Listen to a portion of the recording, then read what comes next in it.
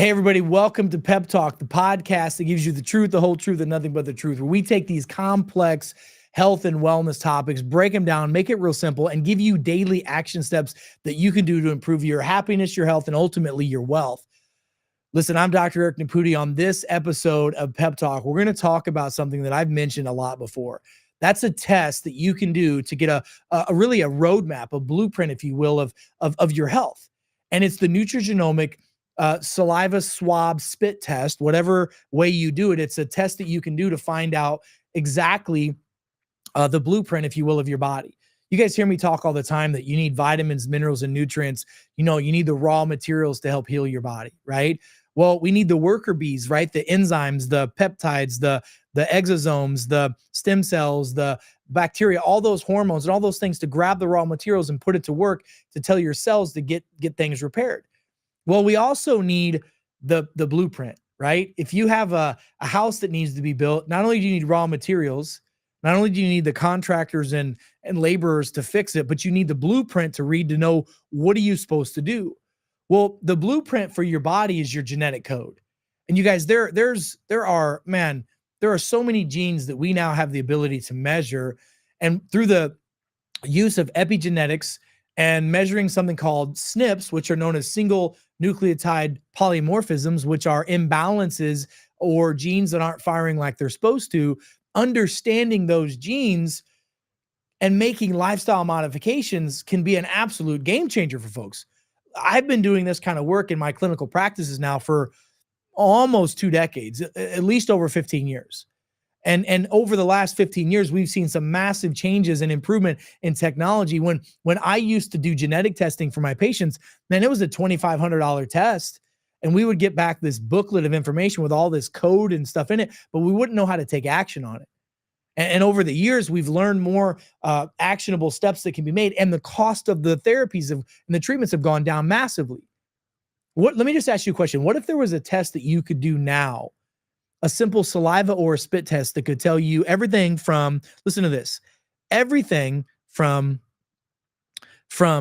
your physical DNA on the power of your muscles, the muscle stamina, uses of oxygen, your aerobic threshold, your recovery rate, your muscle mass, your risk for injury, your soft tissue inflammation. What if you could learn all those things from a genetic standpoint and then take action from that?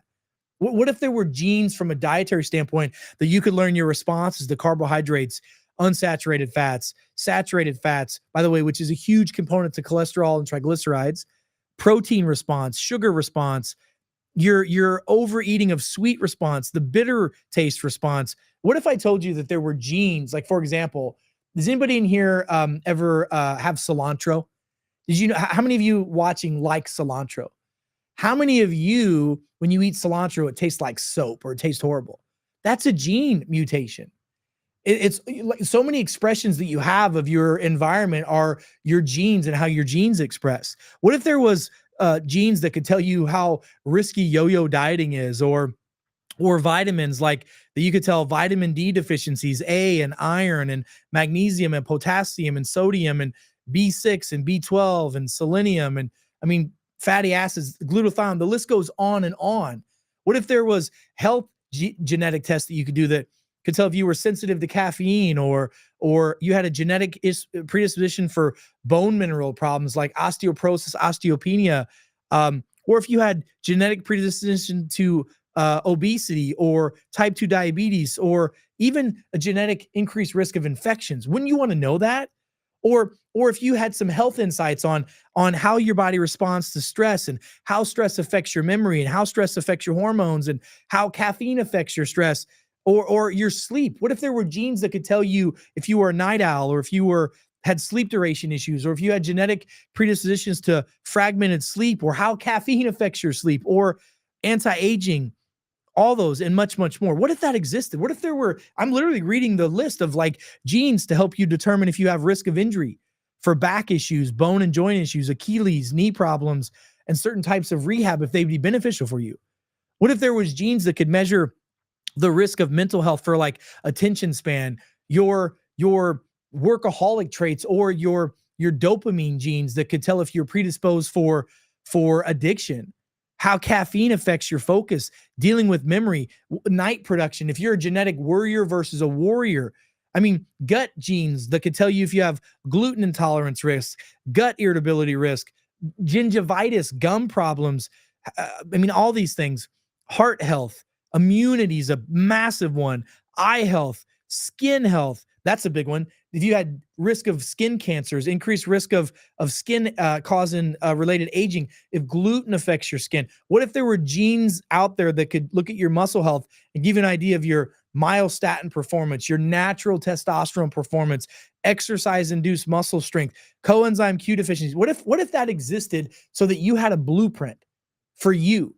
You see, in the world of genetics, we talk about that your genes load your gun, but your lifestyle is what pulls the trigger. What if there was a simple test that you could do that gave you so much information and insight on how you should live your life? And I'm going to tell you, you're going to hear me say this so many times, you cannot out supplement a poor lifestyle. Well, you could be eating a quote unquote healthy lifestyle that's healthy for someone, but not healthy for you. Let me give you an example. Many of you have heard me give the example of there's a woman I just recently saw in my practices, and she's eating clean. She has fibromyalgia, chronic fatigue, all the things that go with it, autoimmune issues, you name it. I've been seeing her now for about 3 months, a little over 3 months. She is taking every supplement under the sun. She's doing every type of health and wellness trend on social media you can think of. She's taking every peptide, every hormone, trying to do everything to help herself. Well, we ran a genetic profile on her and found out she has a gene imbalance called MTHFR, which means she can't detoxify. That's why she's so toxic. She can't methylate her B vitamins. That's why she's exhausted. And she's sensitive to gluten. She's cut a lot of gluten out of her diet, but even a little bit goes a long way for problems with her. And she has a gene that doesn't allow her to oxalate or to break down oxalates in food, which are things like what are in grass-fed beef, it's in spinach, it's in kale. And this woman's eating grass-fed beef. She's eating spinach and kale 2 or 3 times a day because she's trying to do a keto carnivore type diet. Well, those foods were causing her more inflammation, which caused her gut to be out of balance, which caused her cells in her body to be inflamed, which caused her cell signaling technologies of hormones and peptides and stem cells to go down in function, which is leading to her symptoms. But if we would have never ran those tests, we'd have been guessing on what we're finding. That's why it's important to understand that physiology doesn't lie. We test, we don't guess. And whether you're a brick and mortar physician or a telehealth practitioner, you need to be offering this type of precision testing to your clients. Or if you're just a lot like a lay person watching this like everybody else out there, you need to be able to have access to genetic profile testing that really can give you the map, the keys in the car of what you should do. Now, there are a lot of supposed genetic tests on the market, and they're measuring tests. There's a lot of them that measure, 5 SNPs. They're charging you, $800 to measure 5 genetic SNPs. And they're trying to, take your health to the, multiple times 10 level of health and wellness. But when you get that test back, they say, all right, eat more fruits and vegetables, get 8 hours of sleep, exercise 3 days a week, make sure that you're getting outside and plenty of sunshine, and take our supplements. Are you kidding me? I don't have any more hair to pull out of my head. I mean, that's a great place to start, 5 SNPs. There are other organizations that run up to 20 SNPs, and they can give you more detailed solution on what's out there.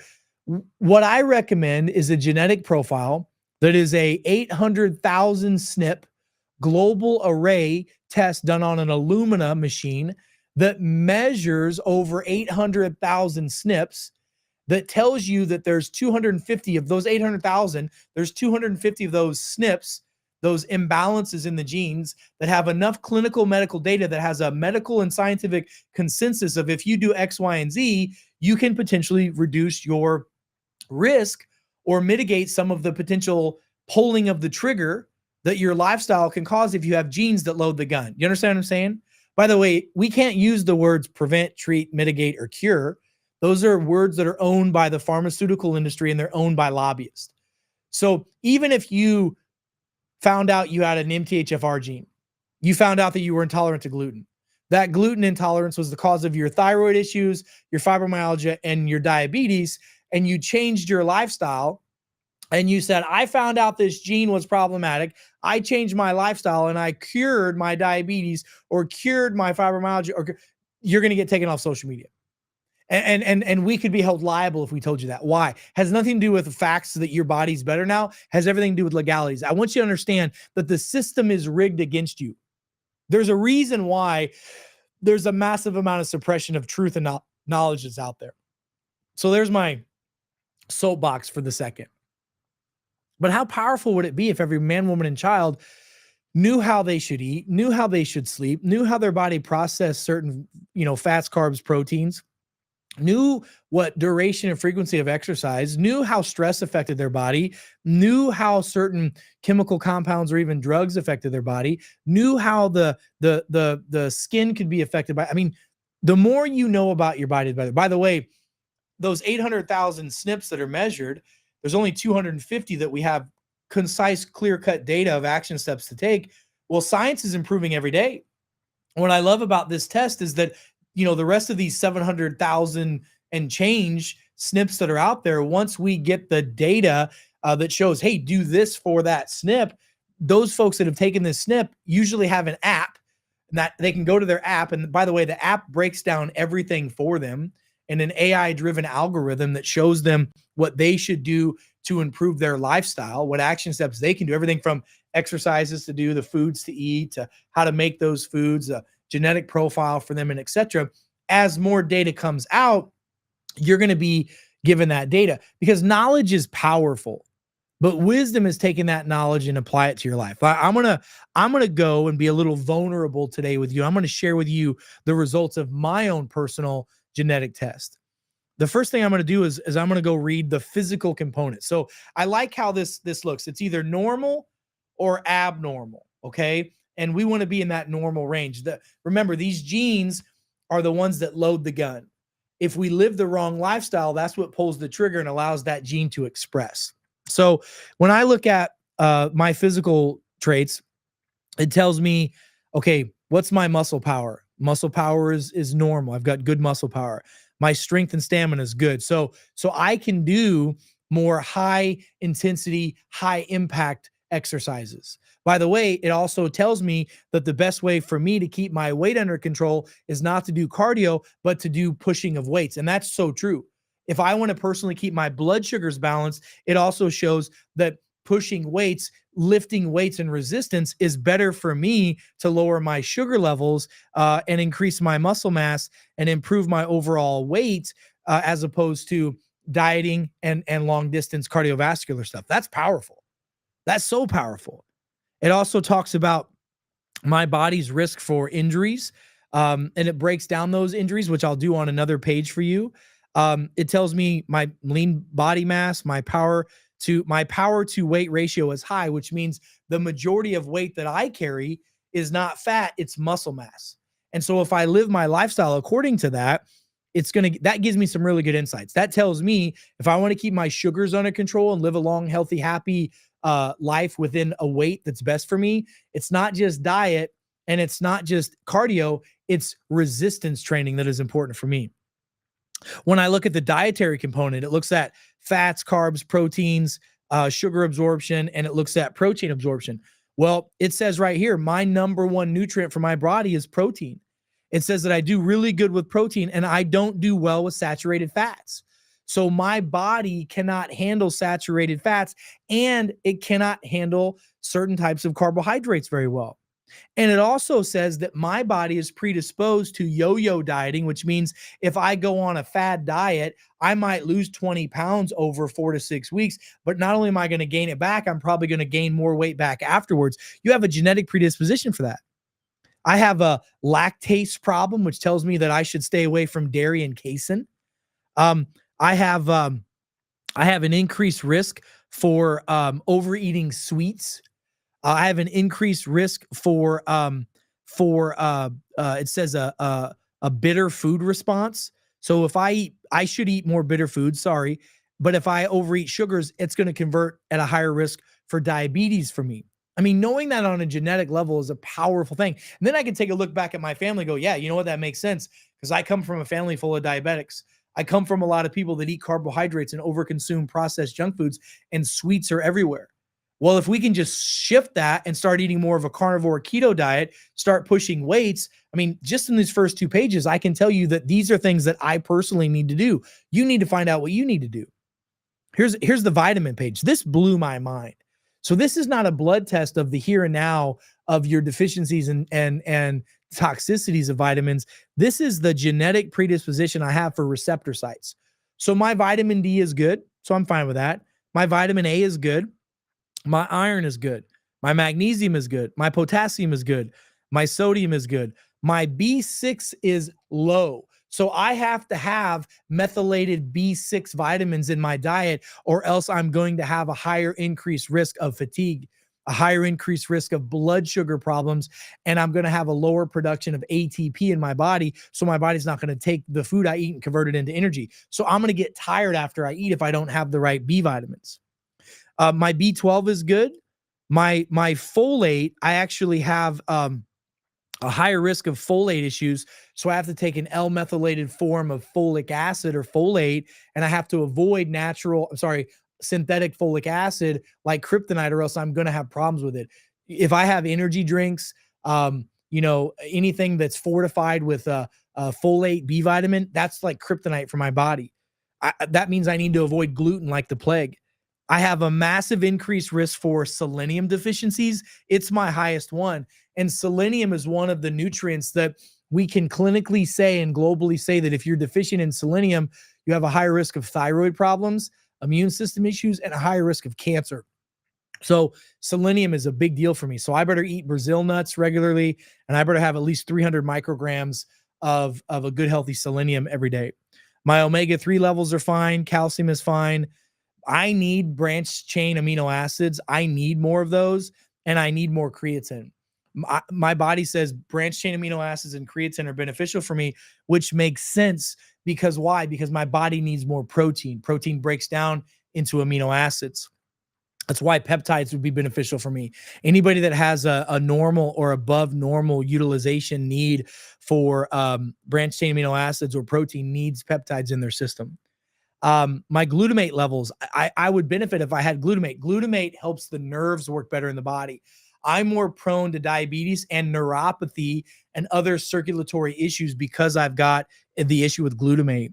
Beta alanine, arginine, those are all normal. Okay. Let's look at health results. So caffeine, I'm fine with caffeine. I could literally drink a pot of caffeine before I go to bed. It doesn't affect me. I'm genetically set up that way. I'm fine for genetic bone mass. I'm fine for the risk of obesity. I don't have a major risk of obesity. I have a risk of type 2 diabetes, which could be a lead to obesity. Okay, I have a big increased risk of type 2 diabetes, massive increased risk. By the way, it makes sense because most people in my family go down that route. They eat too many carbs, they eat too much gluten and grains, they have too much sweets, and they develop diabetes.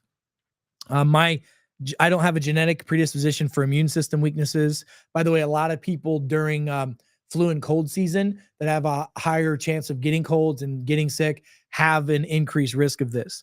Okay, does stress, this is the stress insights, the stress response. So stress is going to cause me to have more, I'm going to feel more pressure with stress. And I do. When I'm stressed out, I feel it. Even though I act cool as ice, I feel it in my body. Stress does not affect my memory. I have the ability to handle and deal with stress. But I have a big increase in the fact that stress causes physical pain in my body. When I'm stressed out, I feel it in my jaw, my neck, my knees, and sometimes my back. I'm genetically predisposed to that. That's pretty wild.